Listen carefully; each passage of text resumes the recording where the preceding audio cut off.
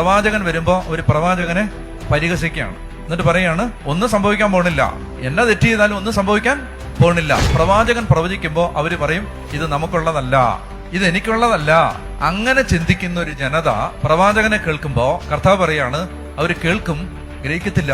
ഇന്ന് സുവിശേഷം കേൾക്കാൻ എത്തുന്നവരിൽ ഒരു സാമാന്യ ജനത്തിന്റെ നല്ല ശതമാനം ആളുകളുടെ അവസ്ഥ ഇതാണ്. അതായത് സുവിശേഷം കേൾക്കുന്നത് അവർ തനിക്ക് വേണ്ടിയിട്ടല്ല.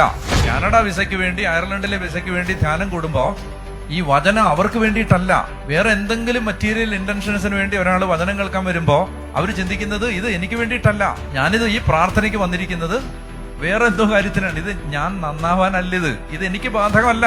അതുകൊണ്ട് അവർ ഒരിക്കലും അത് ഹൃദയത്തിലേക്ക് ഏറ്റെടുക്കില്ല. ഞാനൊരു കാര്യം നിങ്ങളോട് പറയട്ടെ, ഒരാൾക്കും ഒരു ദൈവവചന ശുശ്രൂഷയ്ക്ക് വന്നതുപോലെ തിരിച്ചു പോകാൻ പറ്റില്ല.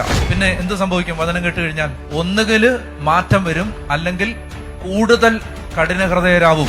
എനിക്ക് ബാധകമാണെന്ന് ചിന്തിക്കണമെങ്കിൽ കർത്താവെ എന്നോട് സംസാരിക്കണമേ, എന്നോട് സംസാരിക്കണേ. എന്നോട് കർത്താവ് സംസാരിച്ചാലേ എനിക്ക് വ്യത്യാസം വരുത്താൻ പറ്റൂ.